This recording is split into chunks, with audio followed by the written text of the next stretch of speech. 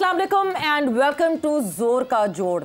T20 world cup 2024 special में आपको करते हैं खुश आमदीद। और ऑब्वियसली जो मैचेस जिस सिलसिले से चल रहे हैं उस सिलसिले से हमारी डिस्कशन हो रही है। बहुत हम शदीद कोशिश करते हैं कि पाकिस्तान टीम पे बात तो करें बट इतनी ना करें कि ओवरशैडो हो जाएं जो बाकी मैचेस हो रहे हैं। बिकॉज यूएसए और वेस्ट इंडीज़ का हुआ आज सुबह मुकाबला और किस तरह वेस्ट इंडीज़ ने हैंडल किया, टैकल किया यूएसए को। एक सीनियर टीम ने एक जूनियर टीम को किस तरह हैंडल किया वो दिखाया वेस्ट इंडीज़ ने। दूसरी तरफ इंग्लैंड और साउथ अफ्रीका का कल रात को मुकाबला हुआ, नेक टू नेक ही मुकाबला गया, nerve racking. It was a nerve racking contest मगर बहुत ही अच्छे तरीके से साउथ अफ्रीका ने अपनी नर्व्स पे काबू रखा। And south Africa on the trout 5 T20 internationals T20 world cup में जीतने में एक रिकॉर्ड बना चुकी है। अब ये रिकॉर्ड आगे भी कायम दायम रहता है कि नहीं, या फिर नॉकआउट स्टेजेस पे आके साउथ अफ्रीका वही करेगी जिसके लिए साउथ अफ्रीका मशहूर है। आज इंडिया और बांग्लादेश ने भी एक दूसरे के आमने सामने होना है। बात करेंगे इन सारे मैचेस के हवाले से एंड साथ ही साथ पाकिस्तान क्रिकेट के हवाले से तो होगी हमारी डिस्कशन। मैं हूं सवेरा पाशा और मेरे साथ मौजूद है हाफिज मोहम्मद इमरान। और जैसा आपने कहा सवेरा के पाकिस्तान के बारे में भी बात होगी, बिल्कुल होगी, क्योंकि कुछ कैंप अनाउंस हो रहे हैं, कुछ टीमों का ऐलान हो रहा है, कुछ और सरगर्मियां पाकिस्तान क्रिकेट की आगे बढ़ रही हैं। कुछ तस्वीर जो हैं वो गर्दिश में है कि चेयरमैन पाकिस्तान क्रिकेट बोर्ड जो कि वहाँ पर बिल्डिंग गिरी है वहाँ पर खड़े हैं और लोग कह रहे हैं कि ये बिल्कुल मलबे पर खड़े हैं। तो शायद पाकिस्तान क्रिकेट का भी यही हाल है। लेकिन यहाँ से दो पहलू भी है ना सवेरा इसके कि मलबे से ही तामीर नौ भी हो सकती है, तो हो सकता है वो तामीर नौ की तरफ भी जा सकते हैं, लाजिम तो नहीं है कि वहीं पर खड़े रहें। तो ये सारी चीज़ें हैं जो कि ज़ेरे बहस आ सकती हैं। तो जो पाकिस्तान ने प्री सीज़न कैंप का ऐलान किया है या जिस तरह से शाहीन जो है उसका खिलाड़ियों का ऐलान किया, उस पर भी ज़रूर नज़र डालेंगे कि क्या वाकई इसमें तमाम परफॉर्मर्स या वो जो कि आने वाले दिनों में पाकिस्तान के लिए खेल सकते हैं वो तमाम खिलाड़ी उसमें शामिल हैं या नहीं है। बिल्कुल जी, बात करेंगे उसके वाले से। एंड देन पाकिस्तान शाहीन्स हम ए टीम है पाकिस्तान की, बट उस ए टीम का मकसद क्या है? वो ए टीम क्या वो जो पुराने प्लेयर्स जो हमने वापस डोमेस्टिक में भेज दिए थे उनको वापस ला के खिलाने की एक स्पेस है, या फिर वो जो नए अपकमिंग अपरूटिंग टैलेंट हैं जो डोमेस्टिक में परफॉर्मेंस दे रहे हैं मुसलसल और जिनको अब हम पाकिस्तान टीम में देखना चाहते हैं उनको पाकिस्तान शाहीन्स का हिस्सा होना चाहिए? ये भी हमारे एक डिस्कशन का एक पॉइंट ऑफ व्यू और एक पार्ट होगा। सो आगाज़ करेंगे अपनी डिस्कशन का एंड हमारे साथ मौजूद है जोर का जोड़ के family member Suhel Tanveer and Mohammad Waseem. अस्सलाम वालेकुम and welcome to the show. वालेकुम अस्सलाम। So England versus South Africa, a brilliant match, a wonderful match, मतलब आखिर तक आप अटके हुए थे। And what a wonderful performance by नोकिया कि नोकिया डिफेंड करने में कामयाब हुए। देखिए game of nerves, obviously last 3 overs लग रहा था कि शायद इंग्लैंड जो है वो जीत जाएगा आराम से, क्योंकि दे नीडेड ओनली 26 और समथिंग लाइक दैट। वहाँ पे वो जो हम बार बार बात करते आ रहे हैं वेन्यूज़ के ऊपर, वेन्यूज़ की इंफॉर्मेशन, विंड फैक्टर, आपने अगर देखा होगा कल आपको कन्वेंशनल T20 की ना बॉलिंग एंड पे नज़र आई ना वो फील्ड प्लेसिंग। आप देखें लॉन्ग ऑन लॉन्ग ऑफ ऊपर रख के बॉलिंग वो कर रहे थे, क्योंकि वो चाह रहे थे कि बैट्समैन को कह रहे थे कि आप wind into the wind hit मारें। तो ये होती है आप proactiveness as a captain, as a team, आप प्लान करके जाते हैं कि सिचुएशन आएगी तो आप वहाँ पे कैसे रिएक्ट करेंगे।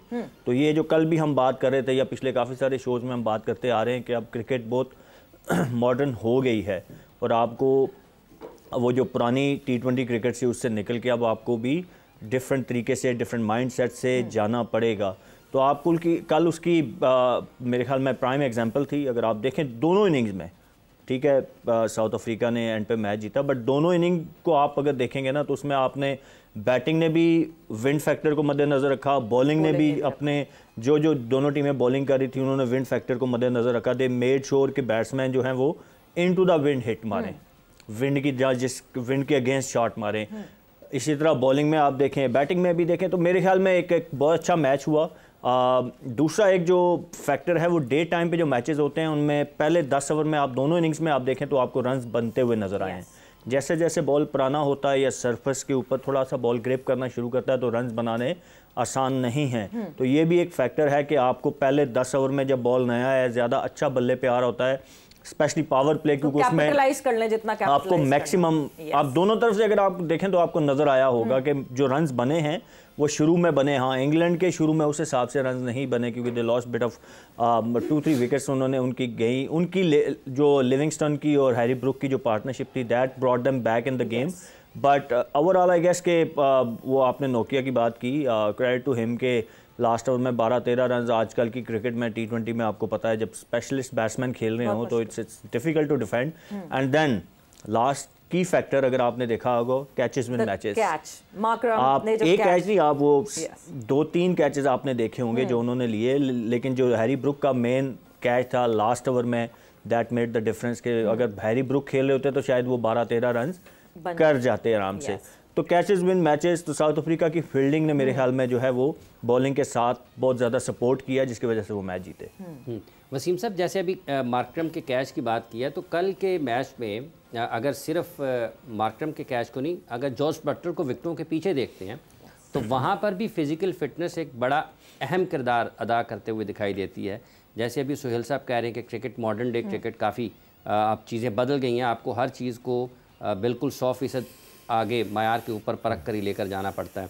तो फिर अगर इन दो चीज़ों को देखा जाए तो आपको लगता है वाकई किसी भी जगह पर आप या पसंद नापसंद या फिर थोड़ी रिसोर्सेज की कमी का बहाना या उज़र नहीं बना सकते, आपको 100% फिटनेस की तरफ जाना पड़ेगा? मैच भी है ना, चले मैच भी रहते हैं। देखिए, ऑस्ट्रेलिया खेल रहा हो, इंग्लैंड खेल रहा हो और साथ में आप डाल दें साउथ अफ्रीका को, ये 3 टीमें, न्यूजीलैंड, जितनी भी ये टॉप की बाकी टीमें डालते हैं ना, तो ये डिस्कशन हमारी कहीं होती भी नहीं है। इन टीमों के मैच के ऊपर आप कहें जी वो फलाना फील्डर थोड़ा सा हल्का था या उसकी फिटनेस पे क्वेश्चन मारते हैं, ये हम डिस्कशन करेंगे नहीं, क्योंकि होता ही नहीं है।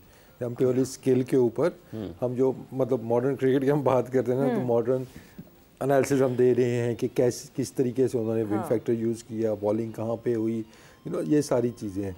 तो वो जो आप कह रहे हैं ये एक नॉर्म बनती जा रही है। अब इसमें कोई वो नहीं है जी कि मतलब ये टीम बड़ी फिट है, नहीं भाई, अब किसी का लड़का कोई फिट नहीं होगा वो आप हाईलाइट करेंगे भाई ये फिट नहीं है, ये देखो ये टीम के अंदर फिट इन नहीं हो रहा है। तो कल फील्डिंग अगर हम देखते हैं तो कैचेस दोनों तरफ से बहुत ज़बरदस्त हमें कैचेस देखने को मिले।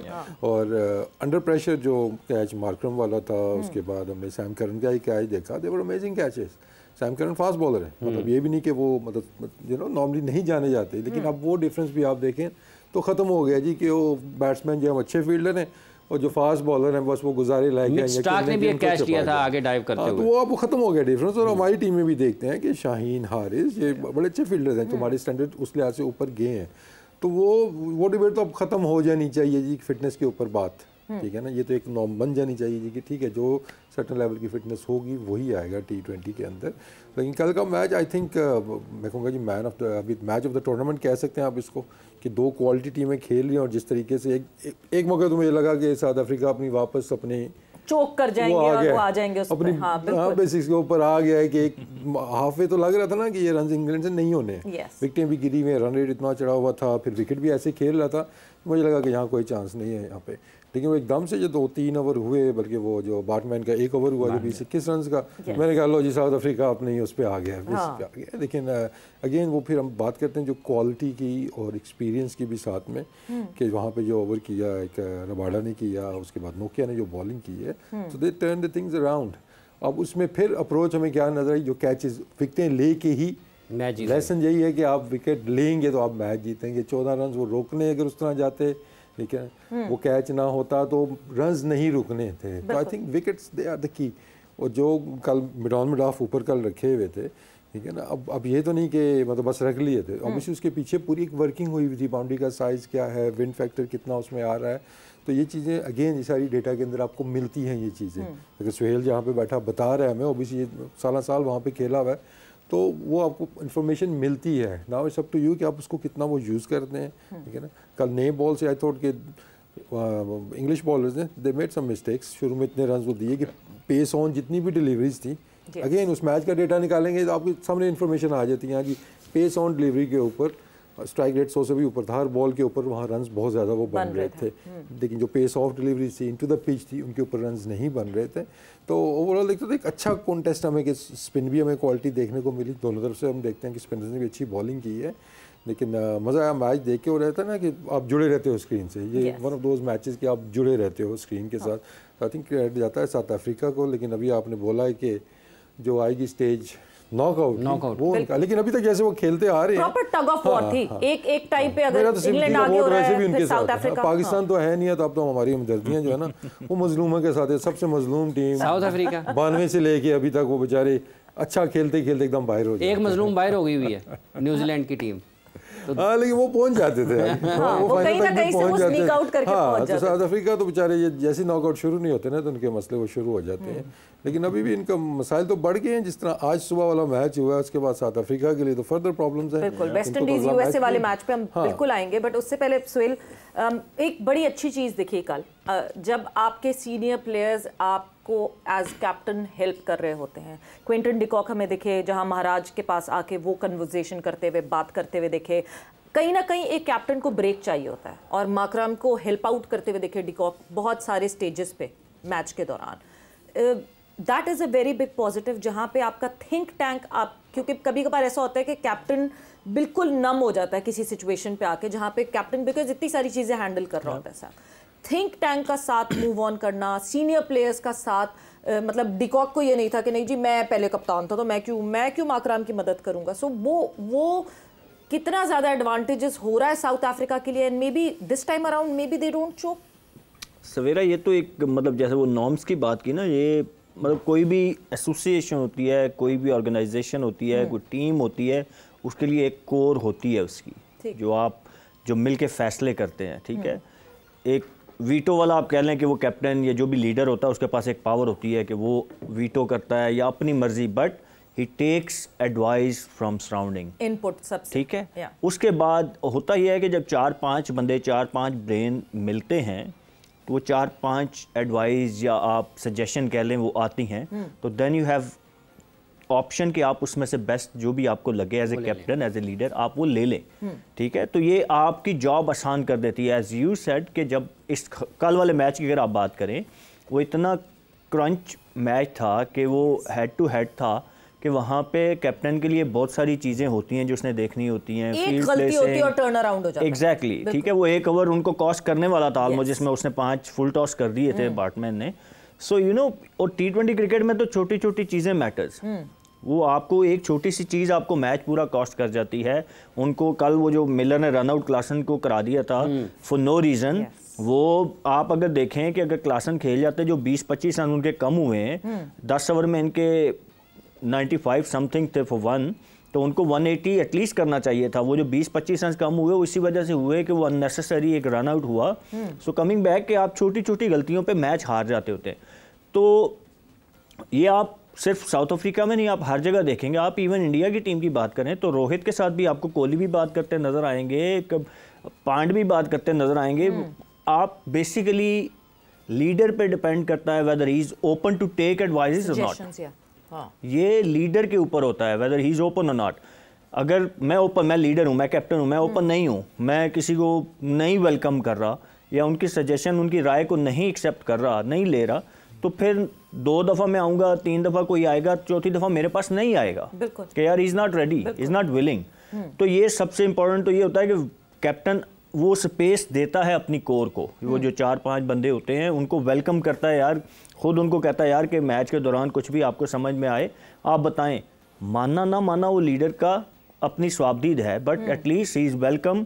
वो जो बंदे 3-4 कोर आपकी होती है, तो ये बड़ा इंपॉर्टेंट होता है और इस तरह की सिचुएशन में तो और ज़्यादा इंपॉर्टेंट हो जाता है। बिल्कुल। तो ये तो बहुत ज़रूरी है किसी भी टीम के लिए। और बड़ी टीमें तभी बनती हैं। और जो आपने बात की ना कि मैं कैप्टनसी छोड़ी है तो मैं क्यों जाऊँ, इट शोज सेल्फलेसनेस कि आप टीम के लिए। इट डज नॉट मैटर कि मैंने कैप्टन मैं हूँ नहीं हूँ, कौन लीडर है, जीतेगा तो उसके नाम पे चली जाएगी, क्रेडिट उसको चला जाएगा। You don't care about it. What matter is कि यू थिंक के कंट्री के लिए खेल रहे हैं। बिल्कुल। और साउथ अफ्रीका की अगर आप बात करें, जैसे हम वी ऑल नो कि वो अभी तक कोई मेजर इवेंट नहीं जीते, हर इवेंट में अच्छा करके बाहर हो जाते हैं। तो ऑब्वियसली उनके दिमाग में तो है, तो वो कंट्री के लिए खेल रहे हैं। कल एक वीडियो उनकी लगी हुई थी, मैंने देखी सोशल मीडिया पे, ड्रेसिंग रूम की।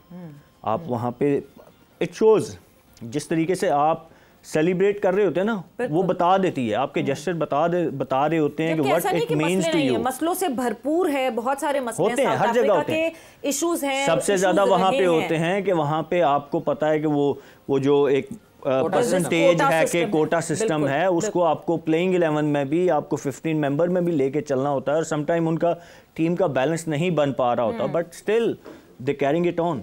But end of the day it's about south Africa, that's what matters for them. यानी इश्यूज जितने भी बड़े हों, अगर तो आप टीम को आगे लेकर जाना चाहते हैं तो इन इश्यूज को रिजॉल्व करना कोई मसला नहीं होता। वक्त एक ब्रेक का हुआ है, ब्रेक पर जा रहे हैं, कुछ रन आउट की भी बात हुई तो जरा शान मसूद के रन आउट को भी जरा डिस्कस करेंगे। जो वाइटैलिटी ब्लास्ट में शान मसूद का hit wicket and run out हुआ, इवन देन भी वो आउट नहीं हुआ, उसके हवाले से भी डिस्कशन होगी। ब्रेक पर जा रहे हैं, ब्रेक से वापस आएंगे, कॉन्वर्जेशन को आगे बढ़ाएंगे।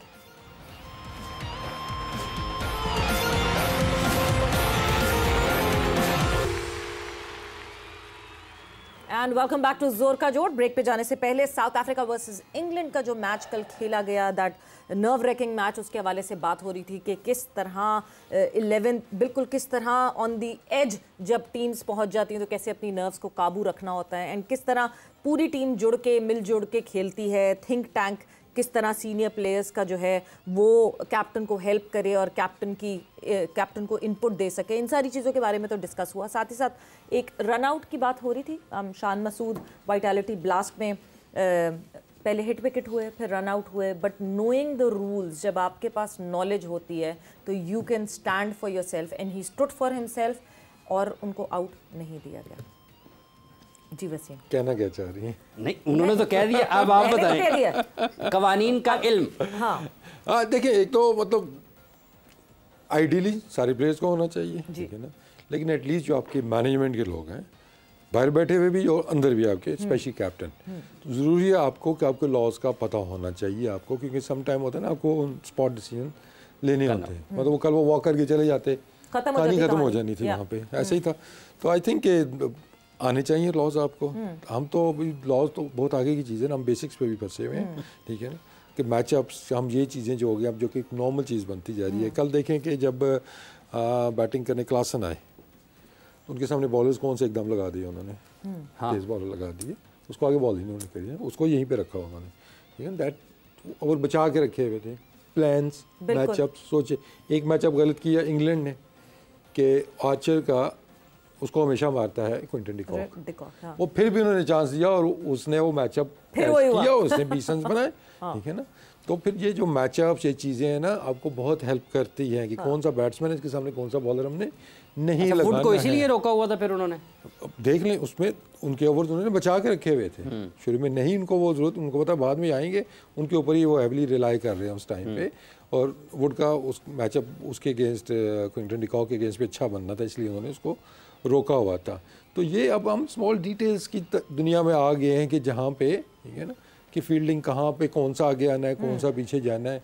हाँ, उसके बाद फिर जो ऑन स्पॉट, कि कल जो हमने देखा कि मिड ऑफ अगर ऊपर रख के वो आधी विकेट में बॉलिंग कर रहे हैं, टू द पिच कर रहे हैं, है ना, यहाँ पे अगर हम पुरानी सोच पे जाएं, वो आखिरी ओवर्स हैं, छक्के पड़ने हैं, यॉर्कर्स, ये फील्डर नॉर्मल रख लो आप और यॉर्कर करने शुरू कर दें, ठीक है ना, जो कि हम अभी तक उस दुनिया में फंसे हुए हैं, ठीक है ना। क्योंकि कल भी हम बात कर रहे थे स्वेल वाइड यॉर्कर्स और उन चीज़ों की हम बात कर रहे थे। मैं तो कहता हूँ उससे भी आगे आप सोचेंगे, वो अमेरिका का बैट्समैन अगर खेल रहा है, उसको तो सिर्फ आप तेज बाउंसर ही मारने शुरू कर दो यार, यहाँ से बॉल उसके निकालो, वो नहीं कर सकता था आपको। जो आपने यॉर्कर्स की और जिस तरह सुहेल जिक्र करते हैं, जो हमारे ग्रेट्स हैं जिनकी वजह शोहरत यॉर्कर्स हैं, अगर हम उनको देखते हैं, वो तो इस चीज़ के मोहताज नहीं थे। इवन जब जयवर्धने को आउट किया हैट्रिक के ऊपर वसीम अकरम ने, तो वो बॉल तो उन्होंने ड्राइव खिलाया उसको बाहर, पास्ती ने कैच पकड़ा था, I think Asian test championship में। तो वो जो आप कहें ना, चलो मैं फिर कहता हूँ, उस दौर में तो इतनी आपके पास टेक्नोलॉजी और ये चीज़ें नहीं थी, आप सेल्फ उसके एनालिसिस के ऊपर चलते थे। अब तो आपके पास हर चीज़ मौजूद है ना, दस्तयाब है। इट्स अ मैटर ऑफ कि आप उसको यूज़ करें, इस्तेमाल करें, उस पर बिलीव लाना शुरू करें। अभी बात हो रही थी जी कि वो इकट्ठे हो जाते हैं, हर टीम में आपको नजर आएंगे, ठीक है ना। बटलर भी सबसे पहला बंदा, और नॉर्मली वो जाता है मोइन अली के पास जाता है, ठीक है ना, कि गो टू मैन उसका मोइन अली है। उसके बाद और भी प्लेयर्स, पहले रूट होता था, वो इकट्ठे हो जाते थे। ऑस्ट्रेलिया का भी आप अगर देखते हैं तो उनके भी पुराने कैप्टन खेल रहे हो, पैट कमिंस खेल रहा है, जो कि उनका मतलब चैंपियन कैप्टन है, लेकिन अभी वो कैप्टन नहीं है, लेकिन वो इन्वॉल्व होता है साथ में। तो ये टीम कल्चर तो एक नॉर्मल सी चीज़ है। अगर ये नहीं हो रहा तो वो मिसाल देने वाली बात है, भाई इनके मसले हैं, बाकी तो सारे कर रहे हैं, इट्स अ नॉर्मल थिंग। क्योंकि अंडर प्रेशर देखें ना, उस टाइम सबसे ज़्यादा प्रेशर, अंडर प्रेशर कौन होगा? तो बॉलर जिसने बॉल करना है और साथ में कैप्टन। तो उस टाइम आप सुन हो सकते हैं, दुनिया का बड़े से बड़ा कप्तान भी सुन हो सकता है उस टाइम पे। So he needs some advice. Basically advice क्या, सजेशन होती है। हो सकता है आपको कोई रिमाइंडर आ जाता है ठीक है ना, ठीक है ना। और फिर आपको मतलब जैसे अब हम फ्रेंचाइज क्रिकेट में बात करता हूँ, ठीक है ना, हमारी टीम चलती डेटे के ऊपर है, वो रिमाइंडर्स प्लान्स के देते हैं जाके कि ये दैट्स व्हाट वी डिस्कस्ड, कि रिजवान के पास कोई जाएगा ना, हमारा प्लेयर जब भी सीनियर्स इकट्ठे होते हैं उसको प्लान्स रिमाइंड कराएंगे। सम टाइम रिजवान अंदर से मैसेज भेजता था इसके खिलाफ हमारा प्लान क्या था, मेरे जेहन में इस टाइम पे नहीं आ रहा है, तो 12th मैन जाता था उसको बताने फ़ौरन कि ये फील्ड थी और उसकी ये लाइन पे हमने बॉल करने थे, तो फिर वो दोबारा से उसको रिमाइंडर मिल जाता है। मतलब एक याद दहानी है, याद दहानी है। तो सीनियर्स आपको यही यार उस टाइम पे आप बहुत सी चीज़ें डिफरेंट एंगल से देख रहे होते हैं ना। मतलब सुहेल बॉलिंग कर रहा, मैं कैप्टन हूँ, मैं इससे बात कर रहा हूँ जी कहाँ पे बॉल करनी है, फील्डर को एक चीज़ मिस हो सकती है, हो सकता है कि थर्ड पर्सन आएगा फ़ौरन आके इस बारे में क्या ख्याल है। वो बात वही है ना, इसमें बुरा मनाने की ना बताने वाले को ज़रूरत है कि बुरा मनाने की, उसने काम कर दिया, कैप्टन माने ना माने, लेकिन it's up to the captain कि वो वेलकम कितना करता है। आप बेशक एक बात भी ना माने, लेकिन जिस तरीके से आप मना करेंगे ना वो मैटर करती है। आप सुने, हाँ ठीक है देखते हैं, ठीक है ना, हाँ ये कह दिया नहीं रहने दे, जब ये आपने कर दिया ना, ये एक दफ़ा चलेगा, 2 दफ़ा चलेगा, तीसरी दफ़ा चौथी दफ़ा के पास कोई प्लेयर नहीं आएगा, और ये हम देखते आ रहे हैं। जैसे मैंने इसमें शाहिद भाई के अंडर में खेला, मिसबाह भाई के अंडर खेला, हफीज़ के अंडर खेला, इवन शुएब मलिक के अंडर खेला, तो ये अपने अपने टाइम पे सारे कैप्टन रहे, लेकिन मैंने इन सब को एक दूसरे की कप्तानी के अंदर इन्वॉल्व देखा। ये नहीं था कि शुएब मलिक के बाद यूनुस भाई कैप्टन बने तो शुएब मलिक को साइड पे हो गए, उन्होंने बिल्कुल बोलना छोड़ दिया, ऐसा बिल्कुल नहीं था। शाहिद भाई जाके सजेशन देते थे, फिर मिसबाह भाई कैप्टन 2011 में बने, उनका go to man Hafeez, ODI वगैरह में अगर वाइट बॉल में शाहिद भाई होते थे, तो 3-4 लड़के हमेशा मैंने इकट्ठे देखे, हमेशा, चाहे रिगार्डलेस के कोई भी कैप्टन है, ठीक है। तो ये हर टीम का एक कल्चर होता है, हर कप्तान के कोई ट्रस्टवर्दी बंदे, ट्रस्टवर्दी इसलिए ये नहीं कि वो को उनका वो आपस का कारोबार होता है, मेनली ये होता है कि उनके नॉलेज के यार उनकी सलाहियतों के ऊपर आपको एतबार होता है, उनका एडवांटेज लेते हैं उनके एक्सपीरियंस का भी होते हैं। तो वो ये ट्रस्ट एक होता है कि एक दूसरे की एबिलिटीज पे, एक दूसरे के नॉलेज के ऊपर आपको ट्रस्ट होता है और आप उनसे इनपुट लेते हो, मानना ना मानना हो। जैसे वसीम भाई ने कहा ना कि इट्स ओके, आप समटाइम किसी की भी नहीं मानते, करते आप अपनी है, लेकिन आप सुनते हैं एंड यू गिव रिस्पेक्ट। जब आप रिस्पेक्ट दोगे ना, तो कल वो, अब मैं हूँ, अगर मैं किसी कैप्टन के पास जाके अपनी कोई सजेशन देता हूँ और वो अच्छे वार्मली उसको ही टेक्स इट, इवन उसके ऊपर वो अप्लाई करे ना करे, बट व्हेन, तो कल मैं दोबारा फिर लाजमी और ज़्यादा शौक से जाऊँगा कि नहीं यार वो सुनना चाहता है, ही नीड्स इट, इंटरेस्ट लूंगा और ज़्यादा उस चीज़ पे। तो आप और ज़्यादा सोचते हैं यार कि यहाँ पे क्या होना चाहिए। फिर 3-4, मैंने आगे कहा ना, 3-4 माइंड जब मिल के कोई बात डिसाइड करते हैं ना, तो आप बेहतर फैसला लेने की पोजीशन में चले जाते हैं। तो ये कल्चर तो हमने भी देखा अपने प्लेइंग डेज में, हर टीम में देखा, ऑपोजिशन में भी देखा, अपनी टीम में भी देखा, और ये हर टीम में होना चाहिए, ये बहुत ज़रूरी होता है।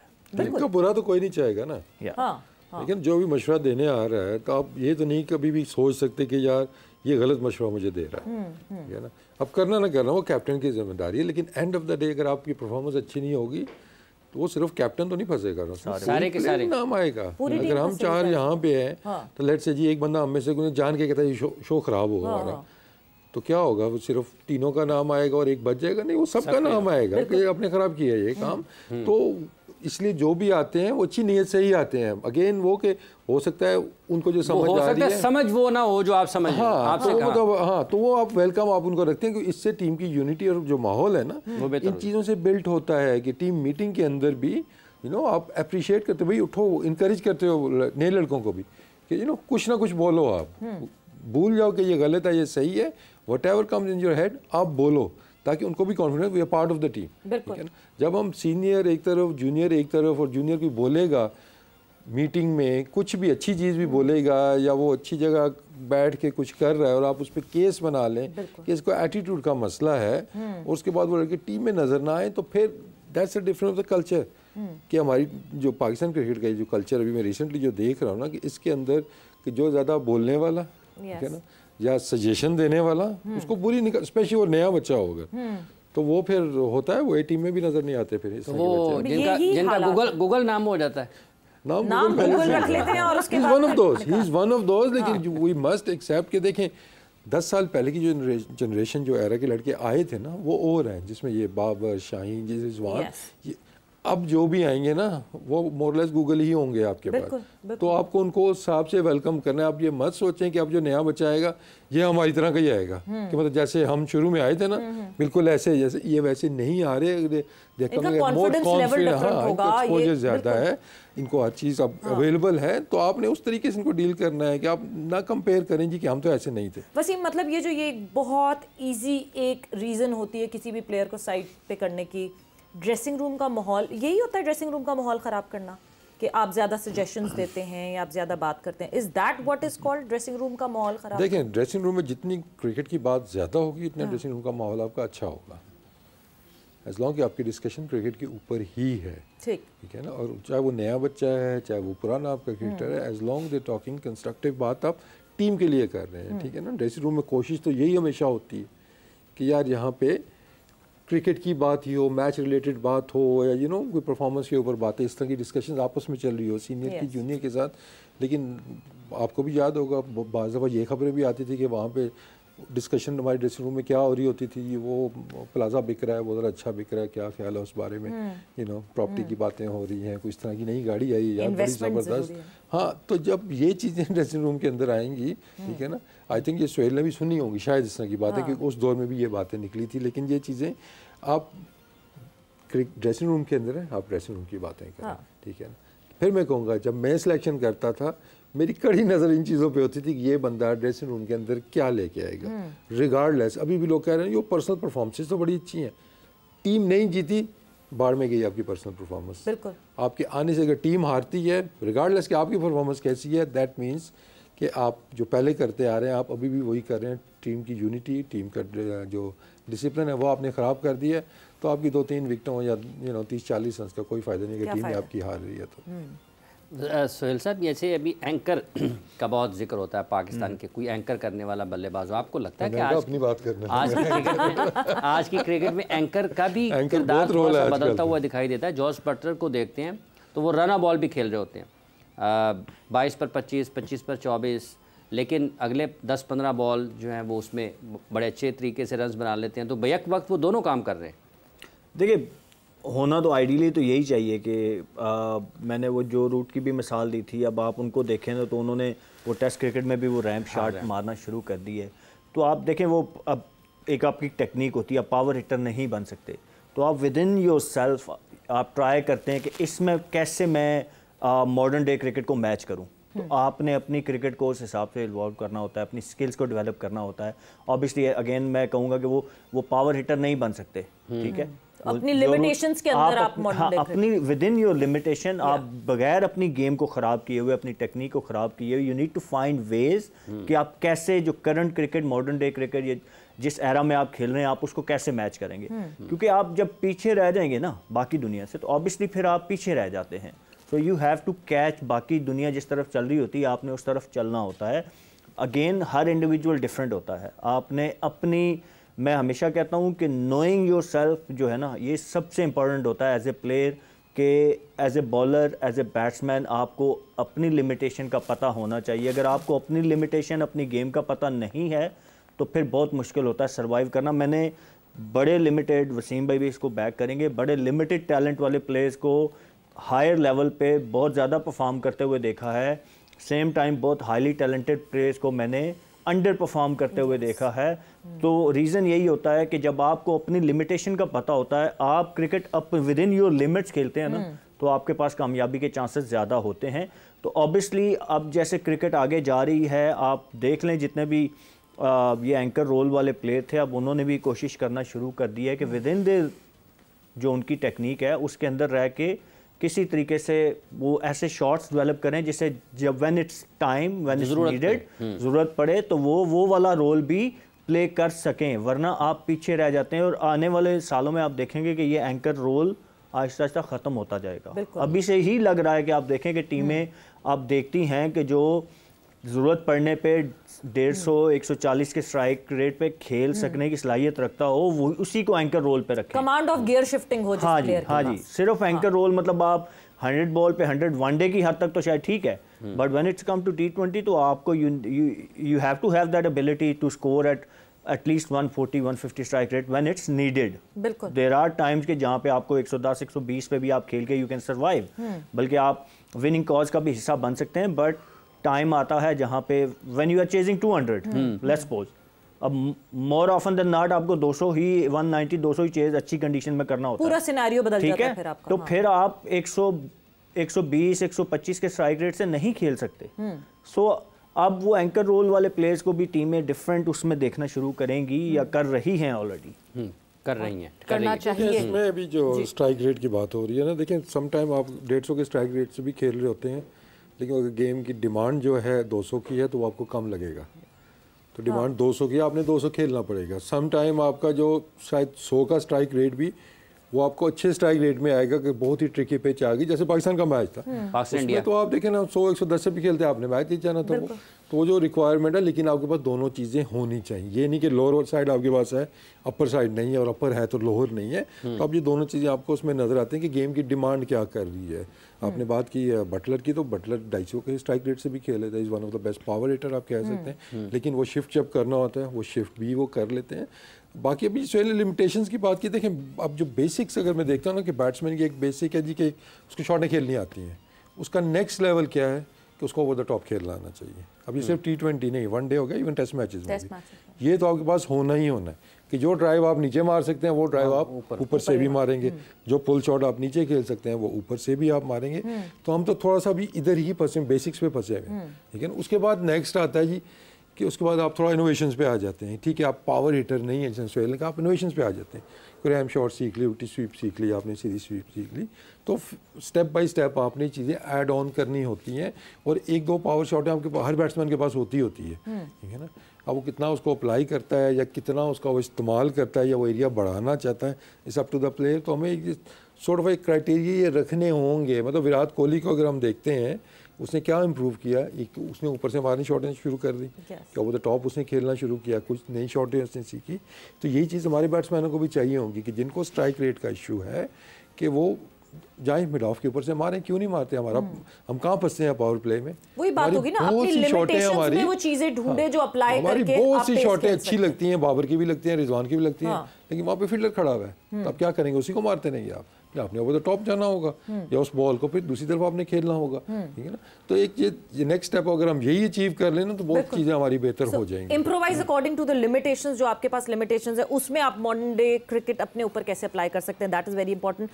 वेस्ट इंडीज वर्सेस यूएसए, एक और मैच जो आज सुबह हुआ, किस तरह वेस्ट इंडीज ने कैपिटलाइज किया इस चीज पे कि net run rate would be the core focus eventually, जब ग्रुप बिल्कुल आके फंसेगा एंड में। सो नेट रन रेट पे बड़ा वेस्ट इंडीज ने काम किया। वक्त एक ब्रेक का हुआ है, ब्रेक पर जा रहे हैं, ब्रेक से वापस आएंगे तो इस मैच के बारे में बात करेंगे एंड इंडिया वर्सेस बांग्लादेश के मुकाबले के हवाले से भी बात है।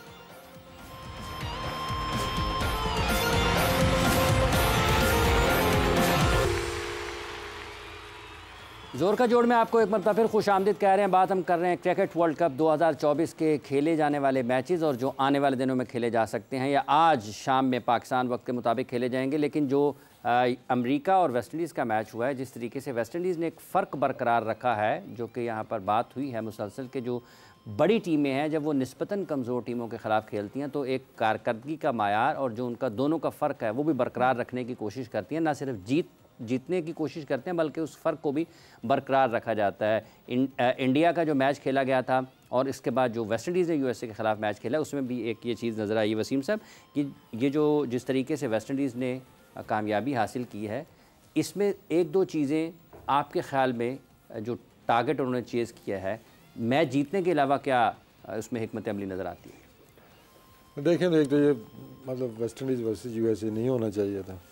हाँ फिर में वही आता है, हमारा मैच था, चले वो खेल गए, राज गलत बन गए थे, जैसे नहीं होता वो।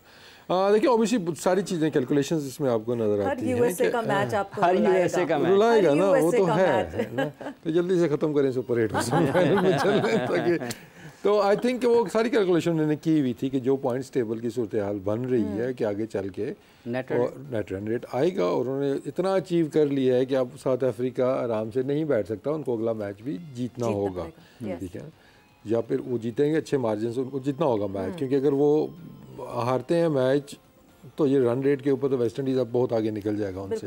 तो यही होती हैं कैलकुलेशन। जो माइंडसेट की आप बात करें, देखिए हम हमेशा यही बात कर रहे हैं कि बहुत कम मैचेस आप देखेंगे नॉर्मली जिसमें कंडीशंस का फैक्टर नहीं है। कंडीशंस का फैक्टर आ जाए ना, जैसे न्यूयॉर्क वाली पिच थी, तो वहाँ पे आप कह सकते हैं जी कि छोटी और हल्की टीम बराबर हो सकती है, टॉस का डिसीजन आ गया है, कुछ भी हो सकता है। लेकिन जब आप नॉर्मल कंडीशंस के अंदर, अपनी कंडीशंस के अंदर खेल रहे हैं, वहाँ पे आपको वो डिफरेंस मेंटेन करना है, माइंडसेट का भी, अप्रोच का भी, आपके मेथड का भी, हर चीज़ में एक्सपीरियंस का आपको डिफरेंस नज़र आना चाहिए, क्लास का डिफरेंस नज़र आना चाहिए।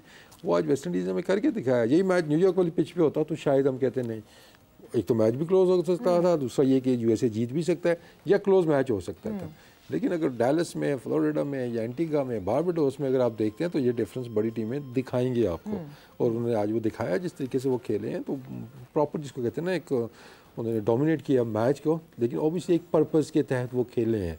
उन्होंने ये नहीं कि हम सेफ हो जाएं पहले ज़रा जी, हम ज़रा 30-40 रन नज़दीक आ जाएं, 20 रन, उसके बाद हम एक्सेलरेट करेंगे, उस अप्रोच पे नहीं किए हैं उन्होंने। बॉल 1 से उन्होंने कहा जी हमने तो ये मैच जीतना भी है, रन रेट भी बेहतर करना है, और एक मैसेज बाकी टीमों को जो देना था ऑलरेडी वो देते हुए आ रहे हैं।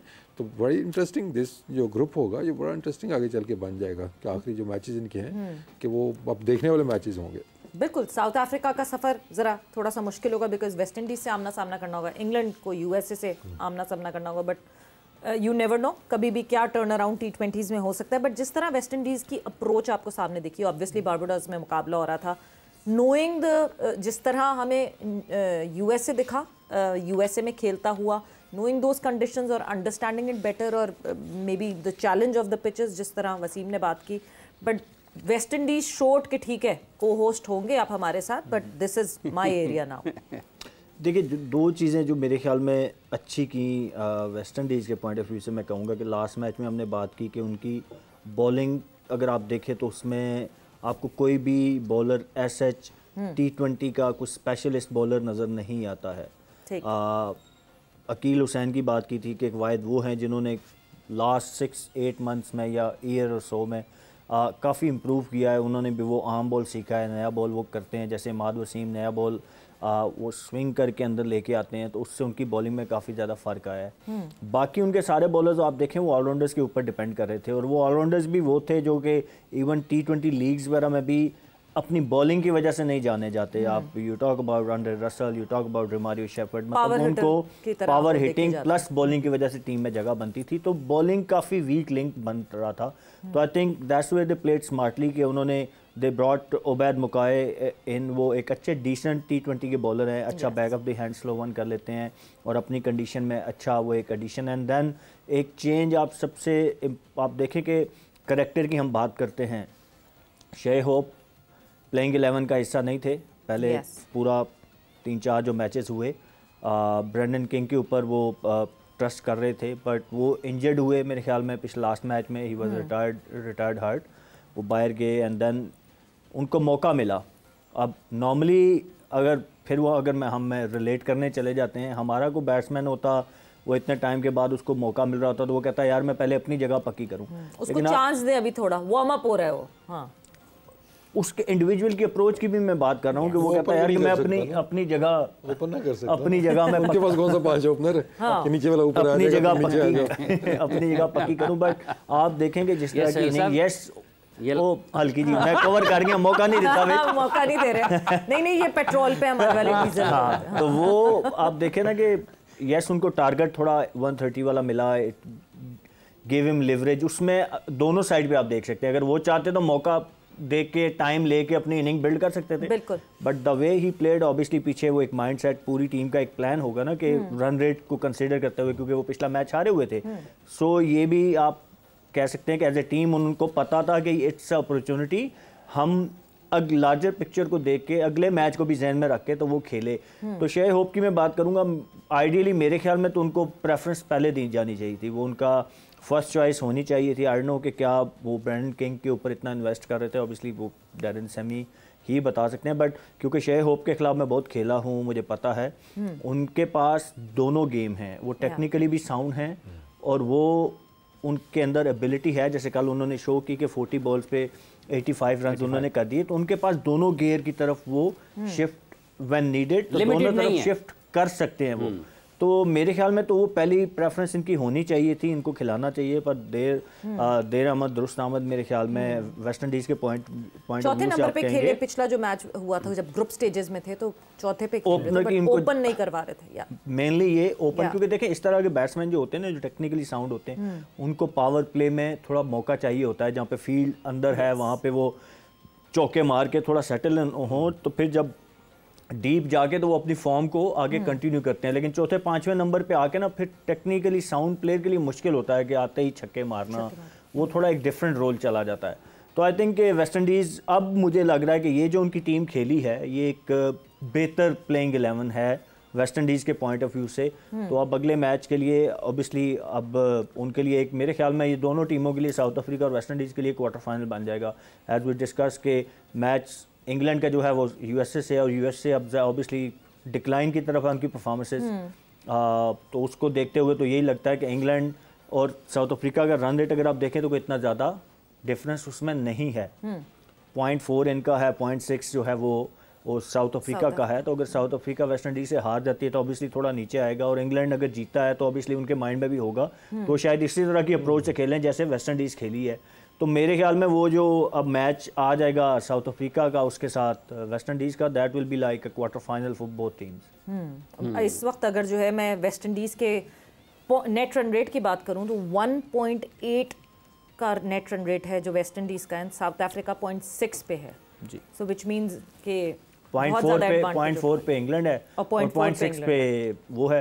तो अगर साउथ अफ्रीका हारती है तो ज़ाहिर है कुछ मार्जिन से वो हारेगी तो नीचे आएगी, और इंग्लैंड के पास तो अपॉर्चुनिटी है कि वो इसको, जैसे वेस्ट इंडीज़ ने मौका देखा और वो कहाँ से कहाँ ले गए, तो England can do that as well.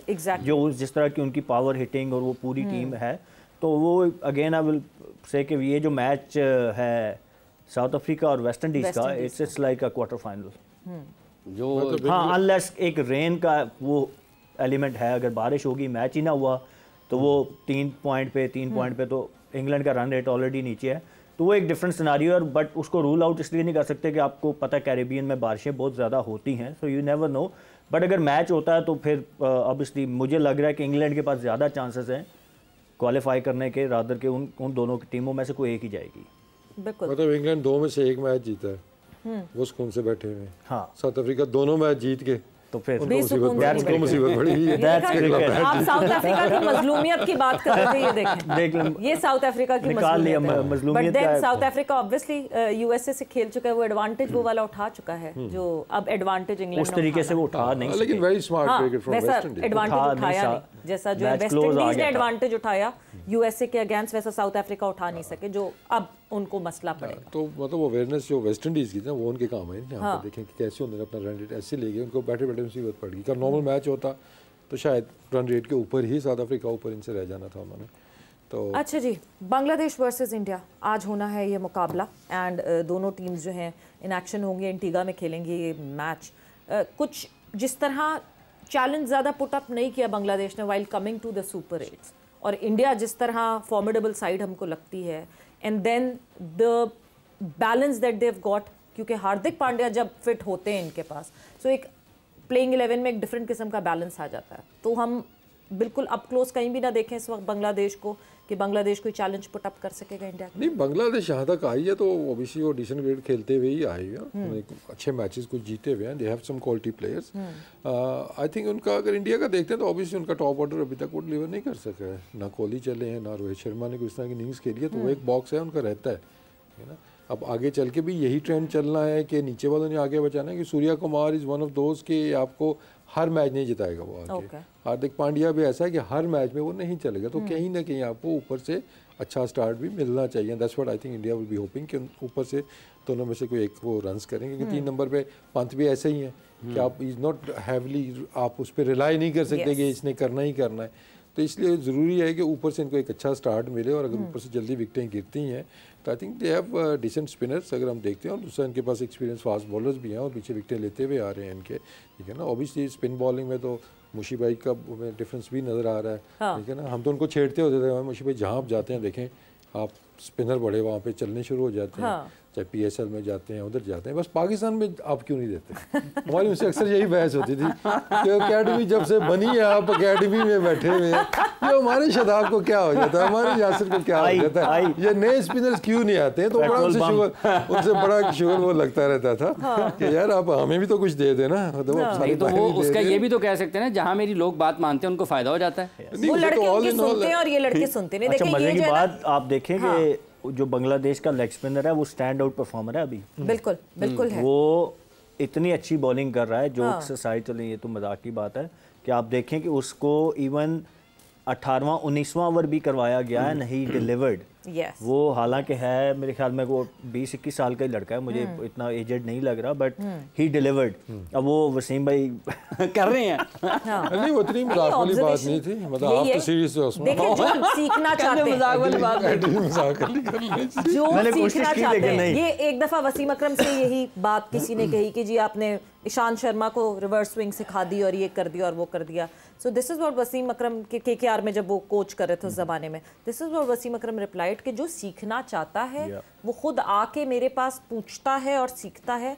ऐसा नहीं है कि यहाँ के लड़कों को मैं बताता नहीं हूँ, बट जो सीखना नहीं चाहता और जिसको ये लगता है, आपने कहा था ना कि रियलाइज करना कि मेरी लिमिटेशंस क्या हैं, आपको पता हो कि मेरी लिमिटेशंस क्या हैं, देन उस पर अग्री ना करना कि नहीं मेरी तो वो लिमिटेशंस नहीं है, तो आप चेंज तो ला ही नहीं सकते अपने। एक कैंप आपने भी किया था ना वसीम अकरम? मैंने 2 कैंप किए हैं। जब मेरा जहाँ से कैरियर अब शुरू हुआ ना 2007 में, तो वसीम भाई का पहला वो कैंप मैंने किया, और वो मैंने बड़ी दफ़ा वो स्टोरी सुनाई है कि मैंने इंग्लैंड का वो कॉन्ट्रैक्ट मेरा क्लब क्रिकेट का हो रहा था, अच्छे खासे पैसों का हो रहा था, वो मैंने छोड़ा। ये सिर्फ 2 हफ्ते का कैंप था। मुझे बहुत लोगों ने कहा कि यार क्या ज़रूरत है कैंप करने की, मतलब ये तो खाना पूरी है, कैंप कर क्यों अपना वो कॉन्ट्रैक्ट छोड़ रहे हो? तो तो पूरी बात बता दो। नहीं छोड़े, वो पूरी बात नहीं बताते। तो बड़े मशहूर मिले थे, नहीं वो चाह रहे हैं कि मैं बोलूँ। एक बीच में एक वाकया है जो कि मैं नहीं सुनाना चाह रहा, कभी सुनाएंगे। हाँ खैर, तो वो ऑब्वियसली वो मैंने एक चांस लिया, वो मेक और ब्रेक बन गया मेरे लिए। वो मतलब मैं गया, वसीम भाई ने वहाँ पे बड़ा मुझे पसंद किया, उन्होंने बोर्ड को बताया कि यार ये लड़का, इस पर नज़र रखें, इज़ रेडी टू प्ले। तो उसके विद इन 3-4 मंथ्स में वर्ल्ड कप के लिए वो चला गया, खेल गया। I made my test, T20, one day, ODI सारे डेब्यू मेरे 3-4 महीने के अंदर हो गए। सो मैंने वसीम भाई फिर 2013 की, मेरे ख्याल में आप 2013 वाले कैंप की बात करें, वो भी हुआ। तो इट्स अबाउट कि आप खुद कितना सीखना, आप कितना विलिंग है सीखने के लिए। साथ वाले में आकिब साहब भी थे बाद में। आकिब भाई उस वाले में, उसमें मोहम्मद अकरम थे जो आप 2013 वाले की बात करें। आकिब भाई 2007 वाले में थे, वो एकेडमी के हेड थे ना। हाँ। सो पॉइंट इज के आप में खुद हंगर कितना है। देखिए अब मैंने खेल ली, अपना सब कुछ कर लिया, मैंने अल्हम्दुलिल्लाह T20 मेरे 400 आउट हैं, मतलब सब कुछ अचीव कर लिया।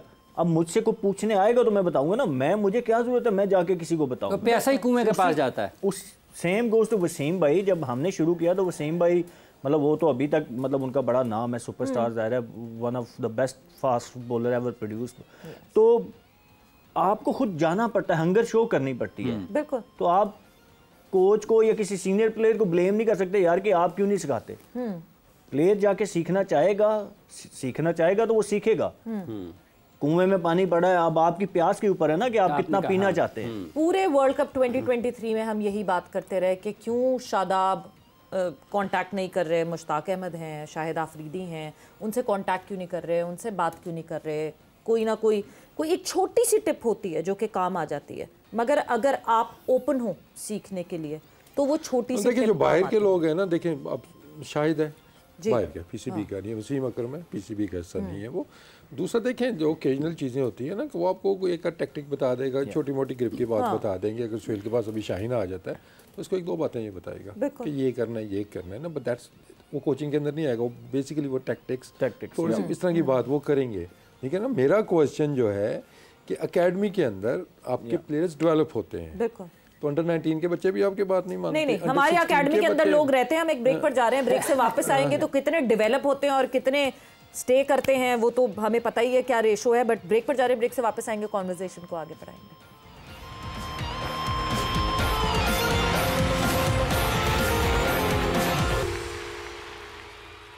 जोर का जोड़ में आपको एक मतलब फिर खुश आमदीद कह रहे हैं। बात यहाँ पर हो रही है कि कितने ऐसे खिलाड़ी थे जो डेवलप हो गए और कितने ऐसे थे जो गायब हो गए।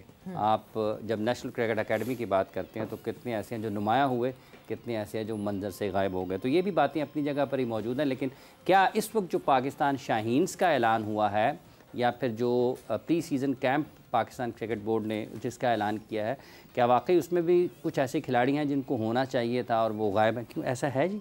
बिल्कुल, मैं तो ये आप लोगों से पूछूंगी क्योंकि शाहीन्स में हमें पहले अभी जो पहले बात की आपने ना हाई परफॉर्मेंस सेंटर के हमारे, जी जी जी, देखिए हम बात करते हैं जी सिलेक्शन की कि लड़के नहीं सही पिक हुए, या कहते हैं ये लड़के इनको क्यों नहीं डेवलप हो रही है, शॉटें क्यों नहीं डेवलप, छोटा सा फर्क है ना, डेवलपमेंट डिसअपीयर। नहीं देखें अब जो हमारा मेन जो हमारी एक जो सॉर्ट ऑफ फैक्ट्री आप कह रहे हैं, हाँ बिल्कुल ठीक है ना, वो तो आपकी एनसी है ना, यस, उसके ऊपर क्यों नहीं बात होती कि वहाँ पे अगर हमारे पास स्पिनर्स नहीं है, अभी भी नहीं है, मैं अपने दौर में भरमला में यहाँ बैठ के भी मैंने बोला था हमारे पास स्पिनर्स नहीं है। कितने कैंप्स लगते हैं? बहुत लगते हैं, लगाए हमने भी लगाए, पावर रेटिंग के भी लगाए, क्यों नहीं प्लेयर्स आ रहे? स्पिनर्स आ रहे हैं, 1 इंच बॉल उनका ब्रेक नहीं होता तो नहीं होता, वो 16 से 19 खेल गया, 19 से वो ए में आ गया, ए से ऊपर भी आ गए, बॉल उनका इंच नहीं स्पिन होता, ठीक है ना। कहाँ है हमारे रिस्ट स्पिनर्स, कहाँ हैं हमारे खब्बे स्पिनर्स, देख लें तो आपको बहुत थोड़े वो नज़र आते हैं। तो ये जो एरियाज़ है ना कि यहाँ पे काम होने वाला है कि अगर जी लेट्स से बाबर की अगर हम बात करते हैं कि उसने गेम को अपने नेक्स्ट लेवल पे लेकर जाना है। अब्दुल रहमान कैंप कर रहे थे सुपरवाइज, उससे पहले मुरीद के में एक मुश्ताक अहमद साहब कैंप सुपरवाइज कर रहे थे। कैंप तो क्यों नहीं आ रहे हैं हमारे पास लड़के, डेवलप क्यों नहीं हो रहे? ऑब्वियसली हम एडवांस क्रिकेट की कर रहे हैं ना कि ये चीज़ें फिर आप जो कैंप्स लगते हैं स्पेशलाइज कैंप्स, स्पिनर्स का कैंप लगाओ, उसके अंदर आप यही है ना कि आप एक्सपेक्ट करते हैं कि 19 का लड़का आया या 16 का है तो इसके अंदर जो कमियां हैं ये आके सीखेगा यहाँ पे, क्योंकि वो डेवलपमेंट के कैंप्स हैं, वो परफॉर्मेंस के कैंप नहीं है। यहाँ पे जो बात अभी हम जिक्र चल रहा था जी कि वसीम अकरम ने थोड़ा सा बता दिया फलाने को या उसको, वो थोड़ी सी बात वहाँ पे होगी। अगर आपने डेवलप करना है प्लेयर्स को तो आपके पास ये एक्सक्यूज़ वहाँ पे तो नहीं है ना कि लड़के हमारी बात नहीं मानते। 16 का बच्चा आ रहा है वो नहीं मानेगा बात, 19 का बच्चा आएगा वो नहीं मानेगा, या फर्स्ट क्लास का वो आपकी हर चीज़ मानेगा, लेकिन फिर भी रिजल्ट्स हमारे पास क्यों नहीं आ रहे? तो ये जो निगलेक्टेड एरिया है ना कि हमें वहाँ पे कैसे प्रोग्राम रन हो रहे हैं, कौन से कोचेज़ हैं, उनकी क्या सर्विसेज हैं, ठीक है। ये मुशी भाई अब नहीं है यहाँ पे, लेकिन मैं उनसे अक्सर ये बात होती थी, कभी हंसी मजाक में और कभी सीनियर भी के मुशी भाई आप इतने अरसे से लगे हुए, स्पिनर्स क्यों नहीं हमारे डेवलप हो रहे हैं, ठीक है। अंडर 19 से क्यों नहीं हमारे प्लेयर्स आ रहे हैं? पता भी इजाज़ भाई कुछ 6-8 साल या आप सबको पता होगा कितने साल रहे हैं अंडर 19 के कोच रहे हैं, कितने प्लेयर नीचे से ऊपर आए हैं, वो अगर आए हैं तो वो कहाँ पे एनसीए के बैटिंग कोच भी थे, एनसीए के बैटिंग कोच। तो क्वेश्चन आता है कि स्पिन बॉलिंग कोच आपका जिस चीज़ की शॉर्टेज है, हमें स्पिन बॉलिंग कोच की क्वेश्चन होना चाहिए जी एनसीए के अंदर क्या काम हो रहा है। बैटिंग कोच हमें जी पावर हिटर नहीं मिल रहे, या जी लिमिटेड है जी, ये जो खुश दिल है ये लिमिटेड है, एक तरफ खेलता है, ये फलाना एक तरफ खेलता है, या नीचे से कितने लड़के आ रहे हैं पावर हिटर आपके पास, कितने आपके कैंप्स लगते हैं, कितना उनके ऊपर काम हो रहा है, कुछ नहीं हो रहा ना। मतलब आपकी प्रोडक्ट जैसी आती है, यूसुफ भी उधर ही थे, हाँ जी, बैटिंग कोच, तो आपका क्वेश्चन तो आपसे भी बनते हैं ना फिर, बिल्कुल बनते कि आपने कितने प्लेयर्स डेवलप किए हैं जो आप कह सकें जी ये आगे बाबर को रिप्लेस कर लेगा। जो डायरेक्टर है एकेडमी का उससे भी सवाल होगा। देखिए पूरे सिस्टम से सवाल होता है आपका कि आपका क्यों नहीं वहाँ से प्लेयर आपके डेवलप हो रहे जो नेक्स्ट लेवल पे गेम लेके आपने जानी है, क्या हम वहाँ पे वो चीज़ें करा रहे हैं कि बॉल टर्न कराना शुरू कर देना स्पिनर्स का, कि बच्चे जो आ रहे हैं या उनके अंदर उनको कुछ स्वीपें मारनी, उल्टी स्वीपें, ये वो सारा कुछ पास्ट में बहुत हुजूम तो रहा कोचेस का। अगर हम एनसीए की बात करें तो देयर वर मेनी नेम्स जो कि एनसीए में थे। तो वो देखिए मेरा कंसर्न कोचेस पे नहीं है कौन है कौन नहीं है, कितने है, ये नहीं है ना। हम तो वो देखते हैं कि रिजल्ट्स क्या है, वहाँ से कितने लड़के डेवलप हो गए आपके आ रहे हैं ऊपर की तरफ, क्योंकि आपकी सारी डेवलपमेंट का काम तो उधर होना है आपके, क्योंकि डोमेस्टिक में भी आप सर्टन लेवल तक आप डेवलपमेंट का काम करते हैं। मोस्टली वहाँ पे भी जो होता है आपका परफॉर्मेंस बेस्ड चीज़ें होती हैं वहाँ पे भी। तो जो प्री सीज़न कैंप्स लगते हैं या फिर ऑफ सीज़न जो कैंप्स लगते हैं उनके अंदर ये चीज़ें एड्रेस होनी चाहिए, और इस चीज़ को देखना चाहिए कि क्या हमारी चीज़ें सही सिमत में जा रही हैं या नहीं जा रही हैं, कि वहाँ पे क्या क्या चीज़ें इम्प्रूव करने वाली है। तो राइट बंदा राइट जगह पे लगाएंगे तो शायद आपको उसके भी रिजल्ट्स आपको मिलने शुरू हो जाएंगे। बाकी अभी कोचेज़ की लिस्ट आई थी अभी पीछे डोमेस्टिक की, शायद आपने मुझे बताई थी। हाँ जी मैंने बताई। तो उसके अंदर जो कोचेज़ नहीं थे, और हम भी थोड़ा सा मुझे भी था कि यार ये इतने नामी ग्रामी अच्छे कोच, ट्रैक रिकॉर्ड उनका बड़ा अच्छा है, चाहे वो अब्दुल रहमान है चाहे वो मसरूर है, लेकिन वो आ गए हैं ना, वो अब आए हैं ना। तो मतलब वो डोमेस्टिक के लिए, वो डोमेस्टिक डिपार्टमेंट के लिए they are not good enough to be domestic coaches, वहाँ पे उस लिस्ट के अंदर वो नहीं है। शाहीन के साथ लगाना होगा, शाहीन कब लगे हैं? आज ही लगे हैं शाहीन के, वो आज ही लगे हैं, आज अनाउंस हुए हैं ना, इससे पहले वो कहीं नहीं लगे हुए थे, उनको कहीं और लगाया जा रहा था डोमेस्टिक के अंदर ही, और इधर से इंटरनेशनल वाले उनको लगा रहे हैं आपके पाकिस्तान शाहीन के साथ जी, ठीक है ना। तो ये कोऑर्डिनेशन आपको नजर आ रही है। फिर इस तरह सिस्टम चलते हैं आपके कि वो कहते हैं ये तो फारिग हैं, इनको डोमेस्टिक से भी निकालो। क्यों निकालो कि ये ज़रा तगड़े कोचेज हैं, ये यहाँ पे सियासत नहीं चलने देंगे, इधर टीमें बेहतर बनाएंगे, मेरिट पे बॉस नहीं करेंगे। हाँ, तो वहाँ से उनको निकाल दिया हमने और इधर हमने पाकिस्तान ए टीम के साथ लगा दिए। तो फिर आप कहते हैं कि हमारा जो ऑर्गेनाइजेशन है सेम पेज के ऊपर, ये इस तरह की चीज़ें, ये आपके सामने मिसालें हैं सारी के कैसे कैसे सिस्टम चल रहे हैं। ये वैसे जैसे अभी आप सवेरा इन्होंने बात की ना वसीम साहब ने कि वो वहाँ पर नहीं थे, ये यहाँ पर आ गए, तो पाकिस्तान क्रिकेट बोर्ड ने अभी भी वो जगह बाकी रखी है कि जो ऐलान हुआ ना खिलाड़ियों का, एक खिलाड़ी उसमें बाद में शामिल करने का उन्होंने एक खाली खाना रखा हुआ है, बाद में डाला जाएगा। जैसे ये टीम अनाउंस किसने की है, मतलब कैसे announce? Selection committee has invited those players जो कि कैंप में भी हैं और जो उसके बाद फिर जो स्क्वाड में होंगे शाहीन्स के। बट एनसीए की हम जो बार बार मुसलसल बात करते हैं सोहेल, ये एक बहुत बड़ा लूप होल तो है। हम पाकिस्तान क्रिकेट बोर्ड की बात करते हैं, ये पहली दफ़ा नहीं है कि हम नेशनल हाई परफॉर्मेंस सेंटर या एनसीए नाम बदलता रहता है, उसका वक्तन फ़वक्तन काम वही रहता है, वहीं अपनी जगह के काम होता ही नहीं है जो काम बदलता रहता है। So over the period of time हमने देखा है कि सप्लाई चेन में कहीं ना कहीं एक बहुत बड़ा सा गैप है कि अंडर 19 से आपको लड़का आते आते कहीं खो जाता है और वो आपको दिखता नहीं है। शाहीन तो है ही नहीं, टीम ए रेगुलरिटी में खेलती नहीं है और पाकिस्तान टीम तक तो वो पहुंच ही नहीं पाता, वो कहीं डोमेस्टिक की चक्की में गोल गोल घूमता हुआ गायब हो जाता है। देखिए जो एकेडमी की कोचेज़ की बात हो रही है ना, तो वो जैसे वसीम भाई ने कहा ना कि वो डेवलपमेंट वाली जगह है, वहाँ पे आपने प्लेयर्स के एक्शंस के ऊपर काम करना है। अगर इफ़ यू फील, अब ये इंटरकनेक्टेड है ना सारी चीज़ें। अब डोमेस्टिक कोचेज़ का काम है कि वो आइडेंटिफाई करनी चीज़ें। जब आप ड्यूरिंग द सीज़न आप देख रहे हैं ना, मैं एज ए कोच, मैं पिंडी का कोच हूँ, मैं पूरा सीज़न एक बंदे को, एक बच्चे को देखता हूँ, वो चाहे बॉलर है चाहे बैट्समैन है, and then I identify some flaws के उसके अंदर को फ्लॉज हैं, रिगार्डलेस कि वो परफॉर्म कर रहा है या नहीं। मुझे लग रहा है कि इसमें यार ये चीज़ ठीक होने वाली है। अब मेरा काम वहाँ पे उसको ड्यूरिंग द इवेंट ठीक कराना नहीं है, ये काम है एनसीए में, ठीक है। इफ़ आई फील कि somebody is good enough to represent in Pakistan in coming years, तो मैं उसको कनेक्ट कर दूंगा एनसीए के साथ कि यार वहाँ पे डेवलपमेंट कोचेज़ बैठे हों जिनको पता हो। देखिए वो कोचेज़ जो है ना वो डिफरेंट कोचेज़ होते हैं। जैसे अभी इन्होंने बात की ना कि हम अब मेरे पास आएंगे तो मैं कुछ टैक्टिक्स उनको बता दूंगा, तो ये टैक्टिक्स आ गई परफॉर्मेंस कोचेज़ की तरफ। डेवलपमेंट कोचेज़ वो होते हैं जो आपके एक्शन के फ्लॉज को चेक करके उनको फिर ठीक करते हैं, और ये होता है एज ग्रुप में। तो आपको पहले तो वो कोचेज़ आइडेंटिफाई करने हैं कि कौन से डेवलपमेंट कोचेज़ हैं, कौन से परफॉर्मेंस कोचेज़ हैं, एनसीए में किसको होना चाहिए। डोमेस्टिक में एक्शन के फ्लॉज देखे जाते हैं सुहेल, मतलब मोहम्मद हसनैन इतने अरसे से पाकिस्तान डोमेस्टिक में खेल रहे थे, रिपोर्ट वो बीबीएल में जाके हुए थे, पर तो फिर आप उस कोच से क्वेश्चन करें ना।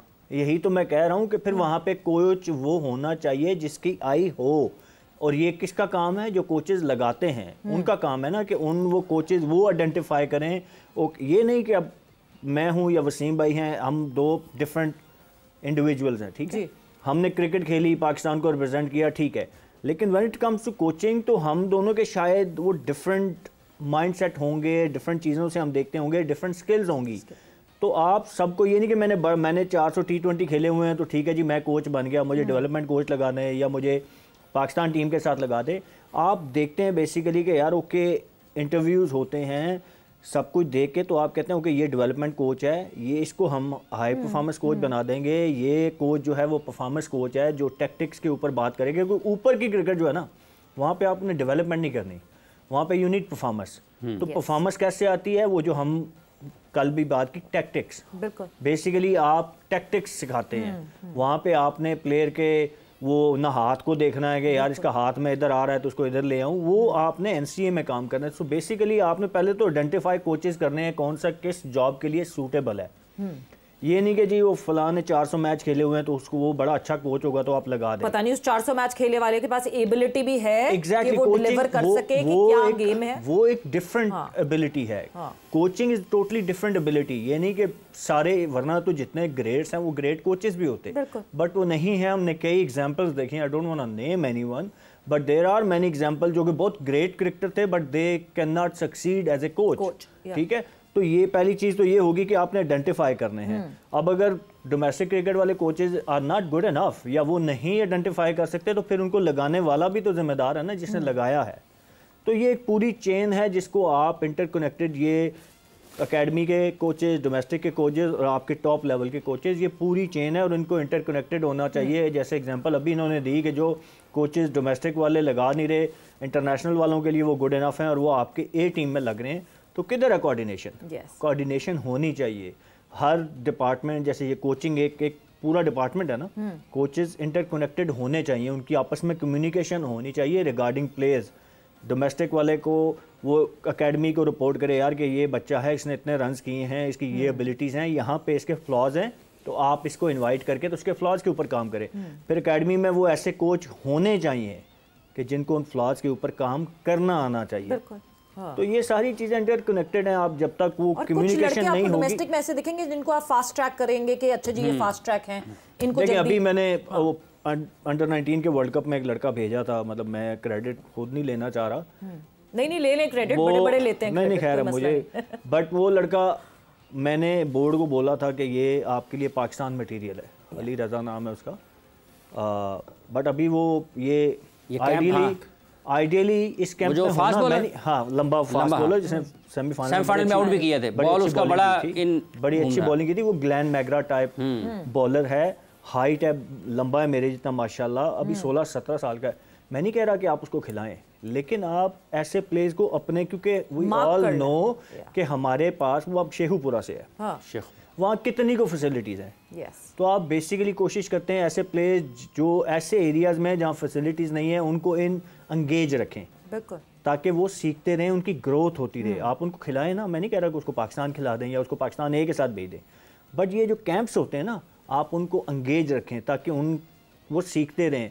अब शेखुपुरा में क्या फैसिलिटीज़ होंगी, वो क्या कर रहा होगा, इसी तरह बाकी बहुत सारे प्लेयर्स हैं जिनको, सो बेसिकली आप जब प्लेयर्स को आइडेंटिफाई करते हैं, जैसे आपने कहा ना कि वो गुम हो जाते हैं, आपको प्लेयर आइडेंटिफाई करके उनको गुम नहीं होने देना। ये सिस्टम का काम होता है कि व्हेन यू आइडेंटिफाई समवन, फिर आप उसको गुम ना होने दें, उसकी ग्रेजुअली ग्रोथ होनी चाहिए। ये नहीं कि 1 साल को आया, 2 साल बाद उसका कहीं नाम और निशान ही ना हो।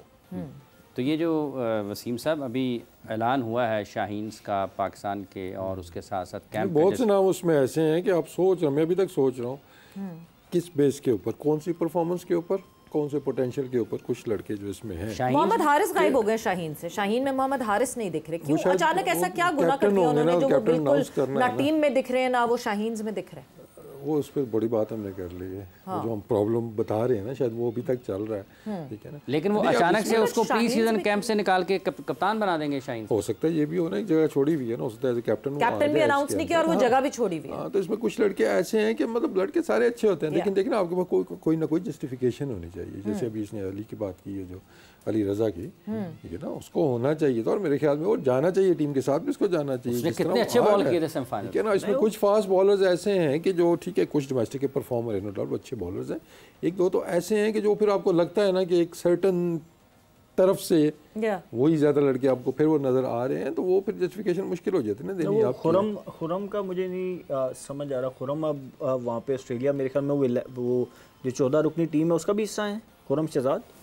नहीं, मेरा नहीं ख्याल। खुरम जो है ऑस्ट्रेलिया जाएगी टीम, खुरम उसमें नहीं है। ये जो आपने शाहीन्स की बात शाहीन्स में खुरम नहीं है। ओके, हाँ, वो फिटनेस कैंप में जो 2 जो अनाउंस किए गए, जो फिटनेस कैंप है उसमें खुरम है, बट शाहीन्स में बेसिकली शाहीन किस लिए है? पाकिस्तान शाहीन्स में खुरम है। अब मेरा क्वेश्चन ये है कि उन्होंने, I guess I am sure कि उन्होंने श्रीलंका को, बांग्लादेश के खिलाफ टेस्ट मैचेस भी खेले हैं। हाँ, गालिब इम्कान है, होपफुली, मतलब जितना उन्होंने डिलीवर किया वहाँ पे। अब मेरा क्वेश्चन सिर्फ ये है कि आप उनको भेज रहे हैं ऑस्ट्रेलियन पिचेस पे जी, वहाँ वो खेल के आएंगे। अब उन्होंने खेलना मैचेस कहाँ, टेस्ट कहाँ खेलने हैं? पाकिस्तान में, पाकिस्तानी पिचेस बांग्लादेश पहले। तो आप मुझे बताएं, एक बॉलर वहाँ खेल के आता है, ऑब्वियसली वहाँ की लेंथ्स डिफरेंट हैं, वहाँ पे सारी बॉलिंग डिफरेंट है, पाकिस्तान की बॉलिंग टोटली डिफरेंट है। तो वहाँ पे उस बच्चे को भेज के, तो यहाँ पे उसने टेस्ट मैच भी खेलने हैं, तो मुझे अच्छा ये होता है कि आप इन्हीं कंडीशन में उनको रहने देते कि भाई यहीं पे काम करो अपना, और इन्हीं कंडीशन में आपने टेस्ट मैच खेलेंगे, फिर जाएंगे उधर जुलाई में जुलाई, हाँ, पहले यहाँ खेलेंगे, बांग्लादेश के अगेंस्ट यहाँ खेलेंगे टेस्ट मैचेस पहले। हाँ, और फिर उसके बाद जाएंगे वो खेलने ओके, के लिए। देन इट मेक्स सेंस, फिर तो ठीक है। बट ये कि शाहीन्स का मेन पर्पस, वैसे मैं इस तरफ ही आ रही थी कि क्या जो हम अचानक से डिस्कार्ड कर देते हैं प्लेयर्स, वो हमें ख्याल आता है तो हम उनको शाहीन में डाल देते हैं कहीं ना कहीं, या फिर एक ऐसा प्लेयर जो हमें पता है कि पोटेंशियली पाकिस्तान टीम का हिस्सा बन सकता है उसको शाहीन्स में, क्या माइंडसेट है शाहीन्स की जब टीम सेलेक्ट की जाती है तो? देखिए, जब मैंने 2-3 शायद टूर मैंने टीम में भेजी थी शाहीन्स वाली ना, तो उसमें एक चीज़ थी कि मैंने वो सोचा हुआ था कि देखिए आपके जो एस्टैब्लिश प्लेयर्स हैं ना, कि जिन्होंने कम बैक करना है टीम के अंदर, वो जो खेल चुके हैं, टेस्ट क्रिकेट भी काफ़ी खेल चुके हैं या इंटरनेशनल क्रिकेट उन्होंने खेली भी है, तो शाहीन वाला रास्ता उनके लिए नहीं है। वो सिर्फ आपकी डोमेस्टिक परफॉर्मेंस के ऊपर ही जब जगह बनती है आप उनको ला सकते हैं कि जिसने आपको 30, 35, 40, 50 से 60, 70 वाला भी था कि खेले हुए टेस्ट मैचेस, तो उसको शाहीन में डालने की ज़रूरत नहीं। जब उधर आपको जगह बनेगी तो डोमेस्टिक की परफॉर्मेंस के ऊपर आप डायरेक्ट आ सकते हैं। यहाँ पे एक्सपोजर आपने देना है नए लड़कों को। ठीक है। तो मोस्टली मैं तो वही लड़के बेचता था जो या पाकिस्तान टीम के साथ ट्रैवल कर रहे थे और खेल नहीं रहे थे, लाइक्स ऑफ सऊद था, आगा था, इस तरह के लड़के थे। तो आपकी कोशिश यही होती है कि जितने आप नए लड़के इसमें ला सकें कि जो आपके अंडर 19 से ऊपर आ रहे हैं, जिन लड़कों को एक्सपोजर मिल सके और वो पाकिस्तान को आगे लॉन्गर टर्म में सर्व कर उसमें सके। सारे अभी 35 साल के डालने की जरूरत नहीं थी इसमें। मेरे ख्याल में उमर अमीन हमारा यहाँ पे खत्म हो गया, बिल्कुल जी। टीम में आता है आपकी शाहीन, वक्त खत्म हो गया, डिस्कशन का वक्त खत्म हो गया। आज पाकिस्तान क्रिकेट पे हमने जरा कम बात की तो इस वजह से यस, सो वक्त खत्म हो गया। सवेरा और इमरान को इजाजत दीजिए, अपना बहुत ख्याल रखिएगा। टेक केयर, बाय बाय, अल्लाह हाफिज़।